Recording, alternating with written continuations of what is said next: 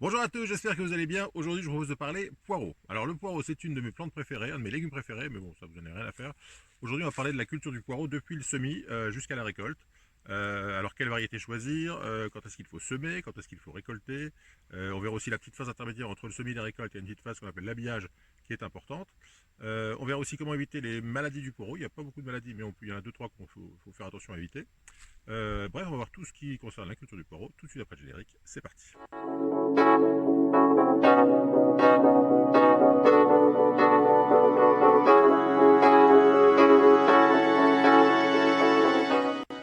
Alors pour bien cultiver le poireau, comme d'habitude, il faut bien choisir ses variétés. Pour choisir ses variétés de poireau, c'est assez simple, il faut aussi à la couleur du poireau. Alors le poireau, vous connaissez la couleur habituelle, on va dire, c'est une couleur comme ça, vert moyen, qui prouve une rusticité standard du poireau. Et le poireau, il est sympa parce qu'il vous donne son niveau de rusticité par rapport à la couleur des feuilles. Donc plus un poireau est bleu, plus les feuilles du poireau sont bleues, plus le poireau est rustique. Quand il est vert standard comme ça, c'est qu'il est une rusticité moyenne. Et quand il est jaune, il y a par exemple le poireau jaune du Poitou, qui est très, très sucré, très doux, mais par contre pas rustique du tout. Donc choisissez bien la variété.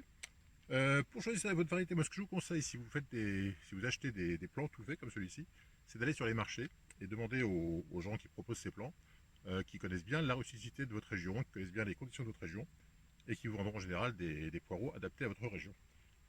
On va parler maintenant des semis. Alors les semis, on peut les semer deux fois dans l'année, les poireaux, en début d'année, vers janvier-février, à l'abri, parce que bon, ça supporte le gel, mais les semis c'est quand même un petit peu fragile. Donc pour les planter en début de saison ou alors au printemps. Alors ça c'est, voilà, je vous montre ici des semis que j'ai fait, ça devait être au mois de mai je crois. Et là on est au mois d'août et vous voyez qu'ils n'ont pas très bien poussé. J'avais une terre qui n'était pas très bonne, j'avais pris un peu de la terre de récup, donc ils n'étaient pas très beaux. Alors plutôt que de semer des semis comme ça qui étaient un peu faibles, on dit en général qu'il faut qu'ils aient le diamètre d'un crayon pour les semer. J'ai préféré en acheter. Donc j'ai acheté des plants. Donc ce genre de plants vous pouvez les trouver, donc je vous disais, sur les marchés. Alors ça se vend par boîte de 50 en général. Moi j'ai dû payer ça, je crois que c'était 4 € les 50, ou 3 € les 50. Donc vous pouvez trouver ce genre de plant tout fait. Et donc vous n'avez plus qu'à les ramener à la maison et à les planter. Alors avant de les planter, il y a une phase qui est très importante qui est la phase d'habillage. Donc on va voir tout de suite comment habiller les poireaux. Alors l'habillage du poireau, ça consiste à prendre un plant que vous aurez donc acheté ou que vous aurez fait vous-même, qui aura cette tête-là, vous voyez, avec des longues racines, avec des feuilles un peu longues.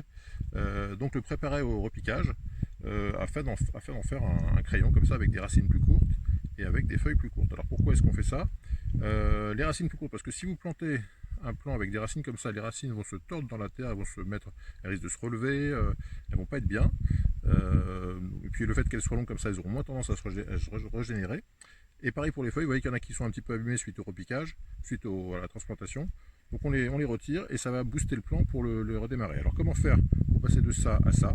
Bon, c'est tout bête, hein.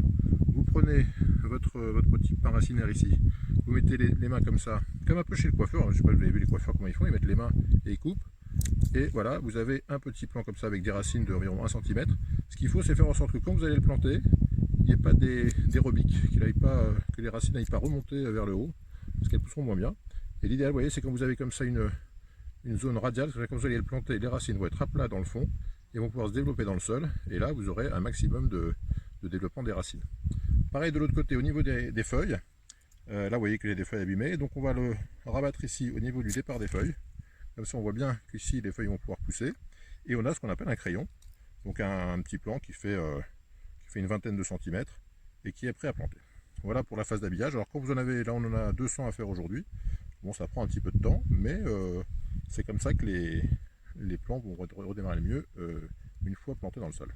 Voilà, alors une fois que vous avez fait vos crayons, évidemment il y a la phase de plantation. Alors la plantation pour le poireau c'est une plante qui supporte des sols pauvres, mais comme toutes les plantes, elle poussera beaucoup mieux dans un sol riche.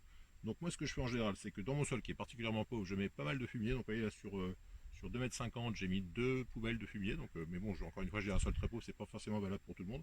Si vous décidez de mettre du compost ou du fumier, surtout pour le fumier, faites en sorte qu'il soit bien mature, bien mûr, parce que le poireau n'aime pas trop les fumiers jeunes, on va dire.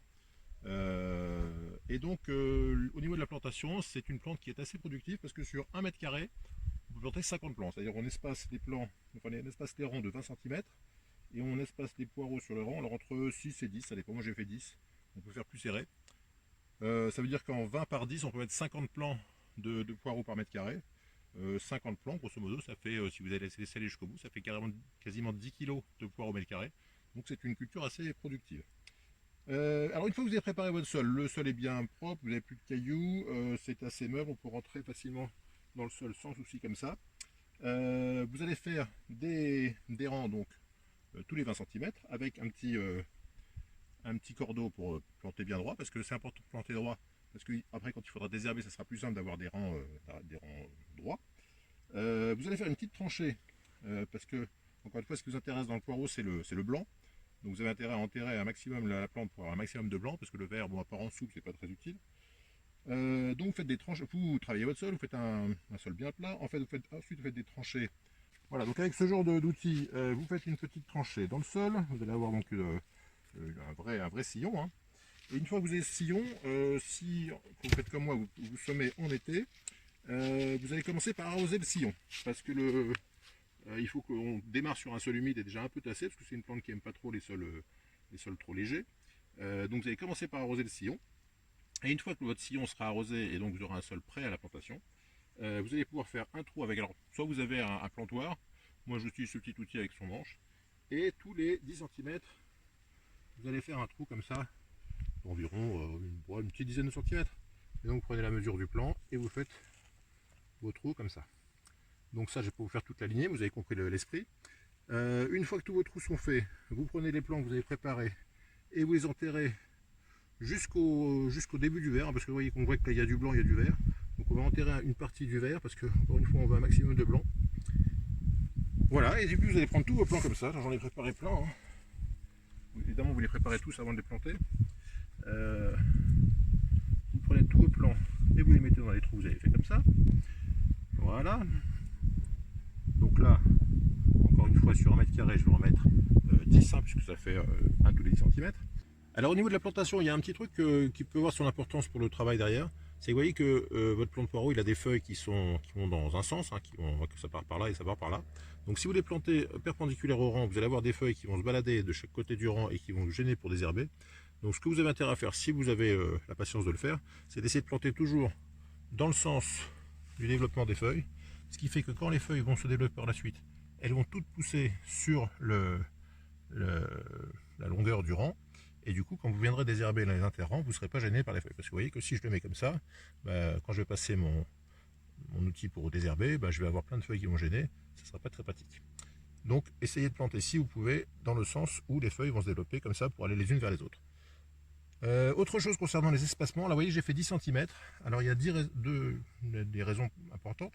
C'est que plus vous serrez les rangs entre eux, parce que les pros les plantent jusqu'à 6 cm de distance, plus vous serrez, plus vous avez des risques d'avoir de la rouille. La rouille c'est une maladie cryptogamique qui va faire que vous aurez des feuilles tachetées d'orange, donc pas très jolies. Donc si vous espacez de 10 cm, vous aurez un plus grand espacement, donc plus d'aération et moins de risque d'attraper la rouille sur vos plants. Autre chose, alors il y a les maladies qui arrivent souvent sur les poireaux, c'est la rouille d'une part, et c'est aussi la teigne du poireau. La teigne c'est un petit lépidoptère, c'est un petit papillon qui vient faire des dégâts sur le poireau. Alors une des solutions pour éviter la teigne, c'est de faire, vous voyez que j'ai 5 rangs sur ma planche, c'est de faire au milieu, sur le rang du milieu, faire un rang de carotte, parce que la carotte et le poireau s'entendent bien. Le poireau fait, l'odeur du poireau fait que la mouche de la carotte ne vient pas les attaquer. Et l'odeur de la carotte fait que la teigne du poireau ne vient pas attaquer le poireau. Donc c'est une solution d'association, faire un rang de carotte au milieu, 2 rangs de poireaux de chaque côté, et vous n'aurez pas de mouche sur la carotte et pas de teigne sur le poireau. Alors une fois que les poireaux sont dans les trous, il n'y a plus qu'à mettre un petit coup d'eau dans le sillon, et vous allez voir que la terre qui va couler avec l'eau d'arrosage va aller remplir les trous. Et alors ce qui est bien, parce que le poireau adore être bien enterré et la terre soit bien autour du plant. Donc là avec ce système, la terre coule bien à l'intérieur et va bien serrer le plant. Alors je ne veux pas toute la ligne, vous avez compris. Alors je vais poser le robinet pour vous montrer comment on finalise. Donc je suis là, regardez, sur les choux là qui sont là. Vous voyez qu'ils sont jolis, hein, ils ont pris la canicule, ça ils sont assez jolis. Alors un petit truc en passant, si vous avez des problèmes d'altise sur les choux, arrosez avec l'eau mélangée à 10% d'urine. Et a priori, vous voyez que j'ai pas trop d'altise pour l'instant. Ça, c'est un petit truc en passant. Une fois que vous avez fait votre arrosage, donc j'ai arrosé hier, vous voyez qu'il y a certains plants comme celui-ci qui sont un peu... le trou est pas forcément bien, le truc est tordu. Donc là, c'est tout bête, vous prenez votre plant, vous tassez un petit peu comme ça, vous redressez, et puis vous voyez que vous avez votre tronc qui va être tout joli. Vous voyez le plan d'à côté, ils sont à peu près propres. Là, il y en a un qu'il faut que je redresse, mais globalement, ils sont pas trop mal. Donc avec un petit redressement comme ça, bah, vos plants vont pousser droit et tout se passera bien. Voilà pour la plantation. Alors au fur et à mesure que les plantes vont pousser, il faudra les buter, parce qu'encore une fois, on veut beaucoup de blanc, donc plus on va buter, plus le fût sera à blanc. Et puis donc, ah oui, après, il y a au niveau du paillage, quand vous serez en été, qu'il fera encore chaud, vous aurez intérêt à pailler entre les rangs pour protéger le sol et qu'il ne se déchèse pas trop vite.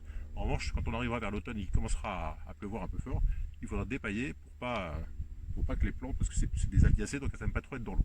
Donc il faudra alterner, comme ça jouer avec la météo et jouer avec les précipitations. Voilà pour la plantation. On va parler maintenant des maladies. Alors, autre solution des anciens pour lutter contre les maladies des poireaux, il y a deux techniques. La première consiste à préparer les plants et les laisser 2 jours au soleil pour qu'ils sèchent un peu. Vous savez que le poireau, c'est une plante très très résistante. D'ailleurs, si vous voulez vous amuser quand vous préparez vos poireaux à couper le bas du poireau, vous prenez 2 cm en bas, vous gardez les petites racines en dessous et vous les replantez, vous verrez que même s'ils ont passé 8 jours au magasin, 3 jours dans votre placard, etc., ils repartiront. Donc, c'est pas 2 jours qui vont gêner. Mais il paraîtrait qu'en laissant les plants 2 jours au soleil, ça limite les maladies. Autre solution pour éliminer les spores de la rouille. La rouille, c'est la maladie qui fait les taches brunes sur les feuilles. Ça serait de mettre les plants préparés dans une solution d'eau et de javel. La javel tuerait les spores de la rouille et donc limiterait les maladies. Alors moi je ne le fais pas, je sais que certains d'entre vous n'ont pas envie de mettre leurs légumes dans la javel. Bon, enfin il paraît que ça marche. Voilà, alors pour la plantation, habituellement la tradition veut qu'on récolte les pommes de terre le 14 juillet et qu'on plante les poireaux qu'on a semés au printemps. Moi cette année, comme on a eu des fortes chaleurs entre le 15 juillet et le 15 août, j'ai pas planté mes poireaux tout de suite. Donc là on est le 14 août, je les plante maintenant. J'espère avoir récolté les premiers vers octobre. Et puis alors l'avantage c'est qu'en en plantant 200, il y a différentes tailles. Dans les boîtes que j'ai pris des boîtes plus ou moins développées. Donc les petits comme ça, je les récolterai plutôt vers novembre-décembre. Et puis il est un peu plus gros, je ne sais pas si j'en ai un plus gros par là. Oui, celui-là est un peu plus gros. Comme il est un peu plus développé, je le récolterai sûrement vers octobre. Donc si vous plantez, allez on va dire 2 mètres carrés de poireaux, c'est pas beaucoup, mais 2 mètres carrés ça vous fait quand même 100 poireaux. Et 100 poireaux, ça vous permet normalement pour une famille d'avoir des bonnes salades de poireaux vinaigrette pendant tout l'automne et tout l'hiver. Voilà, j'espère que cette petite vidéo sur la culture du poireau vous aura intéressé. Si c'est le cas, n'hésitez pas à mettre un petit pouce bleu. Si vous avez des questions, des commentaires ou des petits trucs pour améliorer la culture, n'hésitez pas à mettre vos commentaires sous la vidéo. Et puis si vous n'êtes toujours pas abonné, je compte sur vous pour nous rejoindre très très vite. A très bientôt, bye bye.